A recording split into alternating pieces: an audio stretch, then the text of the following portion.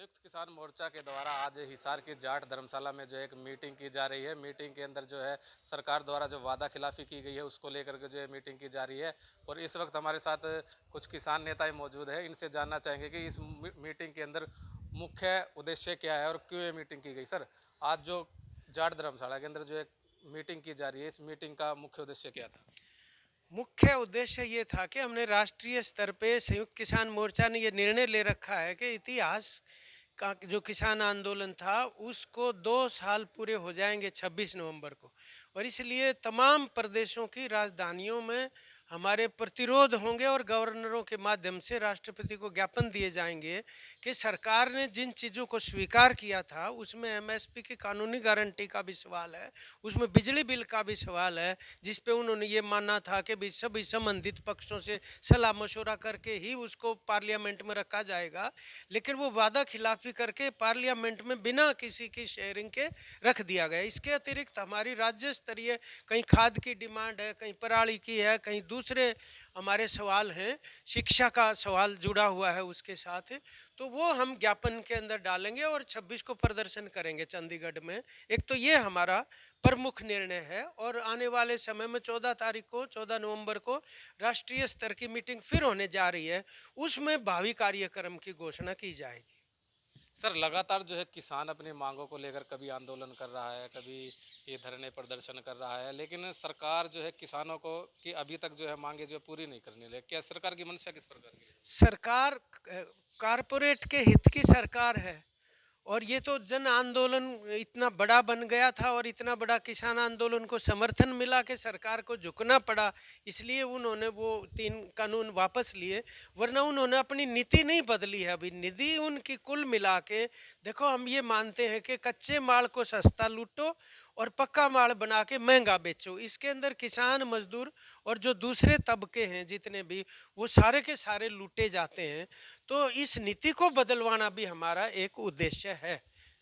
तो सर, जो आज जो मीटिंग गई है उसमें मुख्य मांगे किस प्रकार की रही है? उसमें जैसे एक तो मैंने बात आपको बताया कि एमएसपी की कानूनी गारंटी का सवाल था, वो पेंडिंग मुद्दा अभी तक भी है। फिर हमारे यहाँ पराली का एक सवाल है, कोई जलाना नहीं चाहता, इसके बावजूद भी कोई विकल्प नहीं है। और मुकदमे भी, मतलब रेलवे पुलिस वगैरह के अभी तक भी बचे हुए हैं, जो उन्होंने लिखित में कहा था कि हम वापस ले लेंगे उनको। और जो अन्य तमाम जो शिक्षा से जुड़े हुए सवाल हैं उनके ऊपर भी हमारी चर्चा हुई है इसके अंदर। तो हम आने वाले समय में एसकेएम को मजबूत करके आंदोलन को तेज करेंगे। आदमपुर उपचुनाव से पहले किसानों के खाते में जो फसल खराब का जो मुआवजा आना था, लेकिन वो अभी तक पेंडिंग पड़ा है, तो इसको लेकर क्या कहें? अब ये बताइए कि यहाँ पर भी और नरवाना में भी कई महीने से आंदोलन चल रहा है और अब जलवायु परिवर्तन ऐसा हो गया कि बार बार फसलें खराब हो रही हैं। इसलिए मतलब जो बीमा कंपनियां हैं वो भी बीमित किसानों के दावों को मंजूर करने में हेराफेरी करती हैं और सरकार भी मुआवजे में ढिलाई करती है।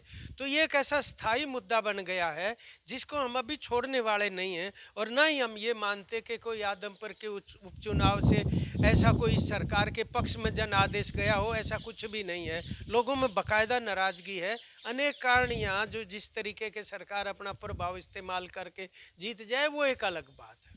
हमारे साथ किसान नेता सूबे सिंह भी मौजूद है। सर, सरकार कह रही है कि भाई हम किसानों की जो आमदनी है जो दुगनी कर देंगे, लेकिन किसान अब भी जो है आंदोलन करने के लिए तत्पर तैयार कहाँ कर देंगे। बाजरा मंडी के अंदर हम 20 बार प्रदर्शन कर चुके हैं कि एमएसपी कितनी है बाजरे की, 2250 रुपये खरीद।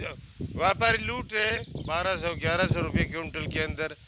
वो क्या बोले कि वो भरपाई योजना देंगे, उससे पेट भर जाएगा। एक दाना भी पूरे हरियाणा में कहीं नहीं खरीदा। यही हाल मूंग का है। मूंग का समर्थन मूल्य है 7550 रुपये, खरीदा जा रहा है 5000-4800 से लेकर 3700 रुपये तक। जो थोड़ा काला दाना बरसात में हो गया 3700 में भी नहीं ले रहे। बोले इसकी भरपाई करें, कौन करेगा? आज तक तो हुई नहीं है। सब्जियां वो लूटी जा रही हैं, सारी फसलें बर्बाद होगी। सारी फसल एक जगह भी गिरदावरी नहीं हुई। लंपी बीमारी से हमारे हजारों पशु मर गए। एक भी कम मतलब कोई इंजेक्शन देने वाला या कोई टेबलेट पशु को देने वाला सरकारी की तरफ से कोई प्रबंध नहीं किया गया। उसके बाद 195 करोड़ रुपए हिसार जिले के 2020 के थे, जो हमने 286 दिन लगातार धरना लगाकर सरकार से मंजूर कराया था। 284 करोड़ थे, फिर उनको कम करते करते 195, वो भी गायब। अब इलेक्शन से पहले बोले आदमपुर बाल समुद को देंगे 58 करोड़ रुपए, वो भी अब गायब है। स्कूल खुलेंगे, डाणी मोहब्बतपुर का रो उनके टेंट भी रात उनके इस राज के गुंडों ने जला दिए।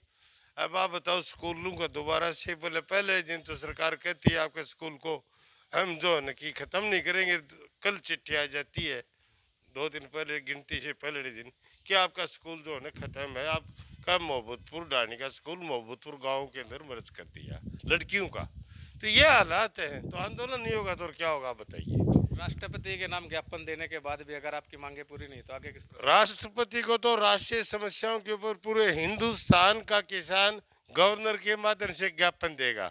इसके साथ साथ हम हरियाणा की ज्वलंत समस्याओं का, जिनका मैं आपको लंपी बीमारी की बात कर रहा हूँ, जल के मतलब शुद्ध जल के पीने की पानी की व्यवस्था कर रहा हूँ। आज हरियाणा के अंदर देहात के अंदर मरीजों की संख्या 10% गांव के अंदर जो है कैंसर की हो चुकी है, सिर्फ खराब पानी पीने की वजह। नीचे का पानी खराब है, नहरों का पानी मिल नहीं रहा है। हम कहते हैं शुद्ध जल की व्यवस्था हो, पर सरकार की तरफ से कोई वो नहीं है।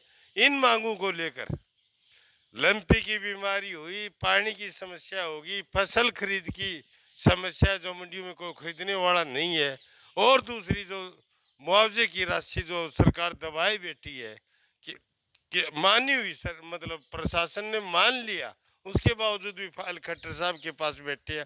खट्टर साहब की फाइल नहीं है, वो किसानों की फाइल है। सरकार का मुखिया खट्टर बीजेपी और खट्टर मुख्यमंत्री हो सकता है, परंतु देश और समाज का जो न मुखिया वो नहीं है। वो उनको हक देना पड़ेगा, किसानों का मुआवजा देना पड़ेगा, चाहे वो हंस कर दे दे सरकार, चाहे रो कर दे दे, हम लेकर रहेंगे।